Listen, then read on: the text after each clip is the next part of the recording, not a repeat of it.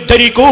ഇബ്നു ഉമർ റളിയല്ലാഹു അൻഹു റിപ്പോർട്ട് ചെയ്യട്ടെ, ഇമാം നാഫി റിപ്പോർട്ട് ചെയ്യട്ടെ, ഇമാം മാലിക് റഹിമഹുല്ലാ റിപ്പോർട്ട് ചെയ്യട്ടെ, ഇമാം ഷാഫി റഹിമഹുല്ലാ റിപ്പോർട്ട് ചെയ്യട്ടെ എന്ന് പറഞ്ഞുകൊണ്ട് ഒട്ടനവധി കാര്യങ്ങൾ നമ്മൾ ചോദിച്ചിട്ടുണ്ട്.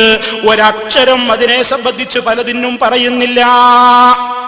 എന്തൊക്കെയാന്ന് ചോദിച്ചത് നിങ്ങളുടെ ഓർമ്മ പുതുക്കാൻ വേണ്ടി ആ ചോദ്യങ്ങളൊക്കെ ഒന്ന് ആവർത്തിക്കുകയാണ്. കഴിഞ്ഞ പ്രസംഗത്തിലെ ആ ഭാഗം ഒന്ന് കേട്ടോളൂ. പേരോട് അതിനെ സംബന്ധിച്ച് സംസാരിച്ചിട്ടില്ല പലതിനും എന്ന് നിങ്ങളെ ആദ്യം തന്നെ ഓർമ്മപ്പെടുത്തുകയാണ്. ശ്രദ്ധിച്ചു. നിങ്ങളോട് ചോദിക്കട്ടെ, എന്താ നിങ്ങളുടെ വിശ്വാസം? സർവശക്തനായ റബ്ബ് സുബ്ഹാനഹു വ തആല അവന്റെ ഈ പ്രപഞ്ചത്തിന്റെ ഭരണം നടത്തുവാനുള്ള അധികാരം റിജാലുൽ ഗൈബ് എന്ന് പറയുന്ന ഒരു വിഭാഗത്തെ ഏൽപ്പിച്ചിരിക്കുന്നു എന്നല്ലേ? ഈ ലോകത്തിന്റെ നിയന്ത്രണം നടത്താൻ അല്ല ചില റിജാലുൽ ഗൈബ്, ചില അദൃശ്യ പുരുഷന്മാരാകുന്ന ഒരു പ്രത്യേക ഡിപ്പാർട്ട്മെന്റിനെ നിയമിച്ചിരിക്കുന്നു എന്നല്ലേ നിങ്ങളുടെ വിശ്വാസം? ആ വിശ്വാസത്തിന്റെ പാരമ്പര്യം പറയണേ. തീർന്നില്ല. അല്ലാഹു അവന്റെ ഭൂമിയിൽ നടപ്പിൽ വരുത്താൻ ഉദ്ദേശിക്കുന്ന കാര്യത്തെക്കുറിച്ച് ആദ്യം എന്താ ചെയ്യാ? അന്ത്യപ്രവാചകന് ഹബീബായ നബി സല്ലല്ലാഹു അലൈഹി വസല്ലമിന് വഹി കൊടുക്കുന്നു. നബിക്ക് കിട്ടിയ വഹയിന്റെ അടിസ്ഥാനത്തിൽ അവിടുന്ന് അക്കാര്യത്തെക്കുറിച്ച് ശരിക്ക് പഠിച്ചോ.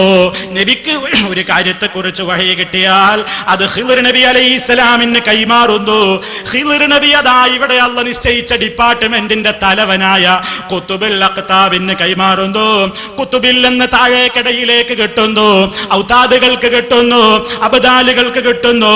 ഇങ്ങനെ നിങ്ങൾക്ക് ഒരു ഡിപ്പാർട്ട്മെന്റ്, ഒരു ക്യാബിനറ്റ് ഈ ലോകം നിയന്ത്രിക്കാൻ ഉണ്ടെന്നല്ലേ നിങ്ങൾ വിശ്വസിക്കുന്നത്? ആ വിശ്വാസത്തിന്റെ പാരമ്പര്യം ഒന്ന് പറയണേ. തീർന്നിട്ടില്ല. ആ വലിയ അദൃശ്യ പുരുഷന്മാര് ഇതിലൂടെയൊക്കെ ചുറ്റിക്കറങ്ങുകയാണ് പോലും. ഖുതുബുൽ അഖ്താബ്, ഔതാദ്, നുഖബാ, നുജബാ ഇങ്ങനെയുള്ള ക്യാബിനറ്റിലെ നിങ്ങൾ സങ്കല്പിച്ച ചില ആളുകളില്ലേ, അവരാണല്ലോ ഈ പ്രപഞ്ചത്തിന്റെ ഭരണം നടത്തുന്നത്. നിങ്ങളുടെ വിശ്വാസ പ്രകാരമാ പറയുന്നത്. അവരിവിടെ ചുറ്റിത്തിരിയുന്നുണ്ട്. അവർ ലോകത്തിന്റെ പ്രശ്നങ്ങൾ മനസ്സിലാക്കുകയും അവയെക്കുറിച്ച് നാടൊട്ടാകെ നടന്നിട്ട് റിപ്പോർട്ട് തയ്യാറാക്കിയിട്ട് ഖുതുബുൽ അഖ്താബിന് റിപ്പോർട്ട് നൽകുന്നു. വെറുതെ നിങ്ങളുടെ പേരിൽ കെട്ടിവെച്ചതല്ല. നിങ്ങളുടെ മുഖപത്രമായ റിസാലയിൽ നിങ്ങൾ ഈ സമൂഹത്തെ പഠിപ്പിച്ച അന്ധവിശ്വാസമാണിത്. നിങ്ങളുടെ വിശ്വാസ പ്രകാരം ഇത് ശരിയായിരിക്കുമല്ലോ. പറയോ, പരമ്പര റസൂലിൽ എന്ന് പറയോ, ഇബ്നു ഉമർ റളിയല്ലാഹു അൻഹുവിൽ എന്ന് പറയോ, നാഫിഇൽ എന്ന് പറയോ, ഇമാം മാലിക്കിൽ എന്ന് പറയോ, ഇമാം ഷാഫിഇയിൽ എന്ന് പറയോ. അതില്ലെങ്കിൽ നിങ്ങൾ ഇനി പരമ്പരയെ കുറിച്ച് ഒരക്ഷരം പറയരുതേ. നിങ്ങൾക്കതിന് ധാർമ്മികമായി അവകാശമില്ലെന്ന് പറയട്ടെ. മാത്രമല്ല, അല്ലാഹു കേൾക്കും പോലെ കേൾക്കും, അല്ല കാണും പോലെ കാണും, അല്ല അറിയും പോലെ അറിയും എന്ന് മഹത്തുക്കളെ കുറിച്ച് നിങ്ങൾ വിശ്വസിക്കുന്നില്ലേ? ആ വിശ്വാസത്തിന്റെ പരമ്പര പറയോ. അമ്പിയാക്കളെ കൊണ്ടും ഔലിയാക്കളെ കൊണ്ടും സത്യം ചെയ്ത് മന്ത്രിക്കാമെന്ന് നിങ്ങൾക്ക് അഭിപ്രായമില്ലേ? ആ വിശ്വാസത്തിന്റെ പാരമ്പര്യം പറയോ. ഖബർസ്ഥാനിൽ പോയിട്ട് നേരത്തെ വൈലത്തൂർക്കാരൻ തങ്ങൾ എന്ന് പറയുന്ന വ്യക്തി പോയിട്ട് കടന്നില്ലേ? പറയൂ നിങ്ങൾ അതിന്റെ പാരമ്പര്യം. ഹബീബായ റസൂൽ സല്ലല്ലാഹു അലൈഹി വസല്ലമിൽ നിന്ന് പറയോ, അബ്ദുല്ലാഹ് റളിയല്ലാഹു അൻഹുവിൽ നിന്ന് പറയോ, സഹാബിമാരിൽ നിന്ന് പറയോ, തബീഈങ്ങളിൽ നിന്ന് പറയോ, ശഫീ ഇമാമിൽ നിന്ന് പറയോ. ഖബർ മുത്തുന്നത്, ഖബർ തൊട്ട് വന്നിക്കുന്നത്, ഖബറിലെ മൂടുപടം അതിന്റെ മേലെ അതെടുത്ത് നിങ്ങൾ ചുംബിക്കുന്നു. അങ്ങനെ പലതും നിങ്ങൾ ചെയ്യുന്നു. പറയോ, പരമ്പര പറയൂ. ബറക്കത്തിന് വേണ്ടിയിട്ട് നിങ്ങൾ ഖബറിടത്തിൽ വിളക്ക് കൊളുത്തി വെക്കുന്നില്ലേ? നിങ്ങളുടെ പല മക്ബറകളിലും വിളക്കില്ലേ? നിങ്ങൾ അവിടെ ഇങ്ങനെ വലിയ നിലവിളക്ക് കൊളുത്തി വെച്ചിട്ടില്ലേ? പാരമ്പര്യം പറയണേ. മരിച്ചുപോയവരുടെ ആത്മാക്കളിലേക്ക് വേണ്ടി അൽ ഫാത്തിഹ ഓതിയിട്ട് നിങ്ങൾ ഹദിയ ചെയ്യാറില്ലേ? അതിന്റെ പാരമ്പര്യം പറയണേ. ഖബറിന്റെ മുകളിൽ പട്ടുകൊണ്ടും മറ്റു തുണികൾ കൊണ്ടുമൊക്കെ നിങ്ങൾ മൂടാറില്ലേ? അതിന്റെ പാരമ്പര്യം പറയണേ. ചെണ്ടമുട്ടിക്കൊണ്ട് ഖബർ സിയാറത്ത് അനുവദിച്ചു തന്ന ഒരു കാലില്ലേ നിങ്ങളുടെ പരമ്പരയിൽ? അങ്ങനത്തെ ഒരാളില്ലേ? ശാലിയാത്തി മിണ്ടിയിട്ടില്ലല്ലോ നിങ്ങൾ, ഞാൻ അങ്ങോട്ട് വരുന്നുണ്ട്. ശാലിയാത്തി പറയുന്നത് ചെണ്ടമുട്ടിക്കൊണ്ട് ഖബർ സിയാറത്തിന് പോകാം, കുഴൽ വിളിച്ചുകൊണ്ട് ഖബർ സിയാറത്തിന് പോകാം. പറയൂ, പരമ്പര പറയൂ. പാരമ്പര്യം അവകാശപ്പെട്ട മുസ്ലിയാരെ, നിങ്ങൾക്ക് പാരമ്പര്യം തെളിയിക്കാൻ കഴിയണം. ഈ പറയുന്ന കാര്യങ്ങൾക്കൊക്കെ പിടിച്ചോ മൗലവി. റസൂലുള്ള ഇന്ന ഖബർ ചുംബിച്ചതാണ്, ഇമാം നാഫിഈ ഇന്ന ഖബർ ചുംബിച്ചതാണ്, അബ്ദുല്ലാഹി ഇബ്നു ഉമർ റളിയല്ലാഹു അൻഹു ചുംബിച്ചതാണ്. എന്തിനാ ഞാൻ ഈ പേരുകൾ മാത്രം പറയുന്നത്? നിങ്ങൾ തൊട്ടെണ്ണിയ പരമ്പരയുടെ അങ്ങേ തലക്കലുള്ള 5 മഹാന്മാരാണിത്.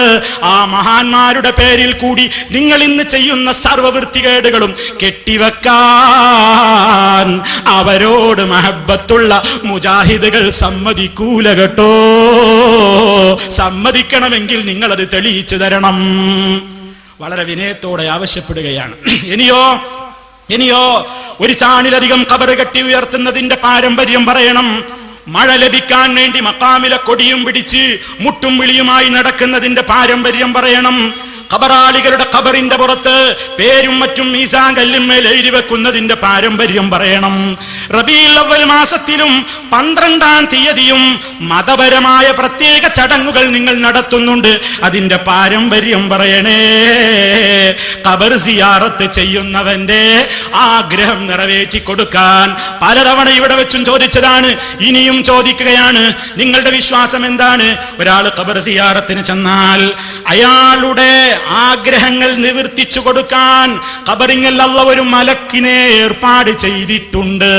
വതറതൻ യഖ്റുജുൽ വലിയു, വലിയ തന്നെ ചിലപ്പോൾ ഖബറിന്ന് പുറത്തേക്ക് വന്നിട്ട് കാര്യം സാധിപ്പിച്ച് തന്നേക്കാനും ഇടയുണ്ട് എന്ന് നിങ്ങൾ എഴുതിയിട്ടുണ്ട്. നിങ്ങളുടെ ഹോജമാരി എഴുതിയിട്ടുണ്ട്. പാരമ്പര്യം പറയണേ. ഇത് പഠിപ്പിച്ച റസൂൽ സല്ലല്ലാഹു അലൈഹി വസല്ലമിന്റെ ഹദീസ് വായിക്കൂ. അബ്ദുല്ലാഹി ഇബ്നു ഉമർ റളിയല്ലാഹു അൻഹു അത് റിപ്പോർട്ട് ചെയ്യട്ടെ, ഇമാം നാഫിഈ റിപ്പോർട്ട് ചെയ്യട്ടെ, ഇമാം മാലിക് റഹിമഹുല്ലാ റിപ്പോർട്ട് ചെയ്യട്ടെ, ശഫീ ഇമാം റിപ്പോർട്ട് ചെയ്യട്ടെ. അങ്ങനെ നിങ്ങളിലേക്ക് ഇങ്ങ് പരമ്പര മുട്ടിക്കൂ. വെറുതെ പാരമ്പര്യത്തിന്റെ ബടായിയും പറഞ്ഞിട്ട് ഞങ്ങൾക്കേ പരമ്പരയുള്ളൂ എന്ന് ഞാനിവിടെ ചിലരെ നിങ്ങളെ കേൾപ്പിച്ചിട്ടുള്ളൂ. ആയിരക്കണക്കിന് നിങ്ങൾ ചെയ്യുന്ന തോന്നിവാസങ്ങളുണ്ട്, ദീനിന്റെ പേരിൽ നിങ്ങൾ ചെയ്യുന്നുണ്ട്. അവക്കൊക്കെ നിങ്ങൾ അങ്ങേ തലയിലെണ്ണിയ 5 ആളിൽ നിന്ന് ഉദ്ധരിക്കണേ, പരമ്പര തെളിയിക്കണേ. വിനയത്തോടെ ആവശ്യപ്പെടുന്നു. സ്ത്രീകൾ ജുമാക്കും ജമാഅത്തിനുമൊക്കെ പോകൽ നിരുപാധികം ഹറാമാണെന്ന് നിങ്ങൾ വിലക്കുന്നുണ്ട്. പള്ളിയിൽ പോയി ഇബാദത്ത് ചെയ്യുന്നത്, ജുമാ ജമാഅത്തുകളിൽ പങ്കെടുക്കുന്നത് നിഷിദ്ധമാണെന്നാണ് നിങ്ങളുടെ വാദം. ആ വാദത്തിന് നിങ്ങൾ റസൂലുള്ളാഹിന്റെ ഹദീസ് ഉദ്ധരിക്കണം. അവിടുന്ന് ഇങ്ങോട്ട് നിങ്ങൾ ആ നിലക്ക് സ്ഥാപിക്കണം. ഇങ്ങനെ ഏതെല്ലാം കാര്യങ്ങളുണ്ടോ? നിങ്ങൾ ചൊല്ലുന്ന മന്ത്രങ്ങളുണ്ട്, നിങ്ങൾ മലക്കുകൾക്ക് ചില പ്രത്യേക പേരിട്ടിട്ടുണ്ട്, നിങ്ങൾ ചില ആളുകളുടെ പേര് പറഞ്ഞുകൊണ്ട് മന്ത്രിക്കുന്നുണ്ട്. നിങ്ങളുടെ കുത്തുബിയത്തിന്റെ അതിന്റെ ശേഷം കുറെ ആളുകളുടെ പേര് കേൾക്കുന്നുണ്ട്. മദ്ഹബ് തൊംറയാൻ, അങ്ങനെയൊക്കെ പല പേരുകളുമുണ്ട്. ഹസ്തസ്കൂഷ് എന്നൊക്കെ പലതും കാണുന്നുണ്ട്. അങ്ങനെ പല പേരുകളുമുണ്ട്. തെളിയിക്കണേ. റസൂലുള്ള പറഞ്ഞത്, ഇബ്നു ഉമർ റളിയല്ലാഹു അൻഹു കേട്ടത്, അവിടെ നിന്ന് നാഫിഈ ഇമാം കേട്ടത്, അവിടെ നിന്ന് മാലിക് ഇമാം കേട്ടത്, അവിടെ നിന്ന് ശഫീ ഇമാം കേട്ടത്, അതൊന്ന് തെളിയിക്കണേ. വിനയത്തോടെ ആവശ്യപ്പെടുന്നു. ശ്രദ്ധിച്ചോ? വളരെ കൃത്യമായി വിശദമായി കേൾപ്പിച്ചതെന്തിനാ?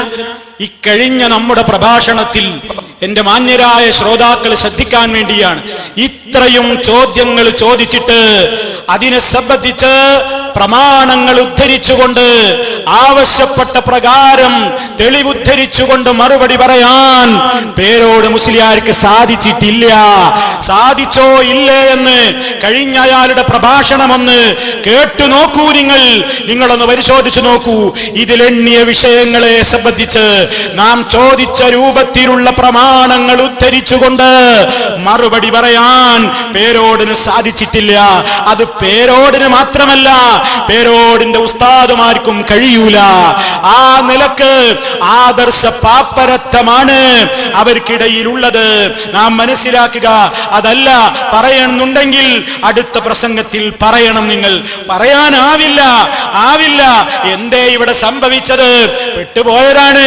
നാദാപുരത്ത് വന്ന് പെട്ടുപോയതാ. ഇതിന് മറുപടി പറയാനായിട്ടാവുന്നില്ല.